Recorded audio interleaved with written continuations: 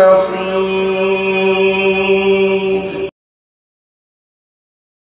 इमाम हातिम रहमतुल्लाहि अलैहि फरमाया करते थे, अक़ूमु इला सलाती, जब नमाज का वक्त होता है ना तो मैं क्या करता हूँ, वजअलिल कअबत बैन हाजबी, मैं समझता हूँ बैतुल्लाह मेरे सामने है, वल जन्नत अन यमीनी, मैं सोचता हूँ कि जन्नत मेरी दाईं जानिब है, वन नार अन शिमाली, ये एहसास पैदा करता हूँ जहन्नम मेरी बाईं जानिब है और मलकुल मौत मेरे पीछे खड़ा हुआ है। अज़ुन्नुहा आखिर सलातिन उसल्लीहा,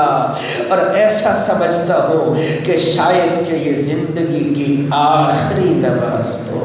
जितना एहतमाम कर सकते हो, मुमकिन है कि नमाज के बाद तुझे दुनिया से अलविदा होना पड़ जाए, मुमकिन है कि ये नमाज तुझे जन्नत में ले जाने का जरिया बन जाए या जहन्नुम के अंगारों का सामान बन जाए। तो मेरे भाइयों, वो फरमाया करते थे, सुम्मा अक़ूम बैन अर्रजाइ वल खौफ, नमाज से फारिग होके उठता था ना तो खौफ और उम्मीद की दरमियानी कैफियत होती थी, उम्मीद होती थी रब की रहमत की, खौफ होता था कहीं ऐसा ना हो कि नमाज में जो तवज्जो मेरे रब को मतलूब थी वो मैं ले नहीं सका, जो रब की शायान शान था कि मैं इस अंदाज के साथ, इस आजिज़ी के साथ, इस बंदगी के साथ मैं अपने रब से बातें करूं, मुमकिन है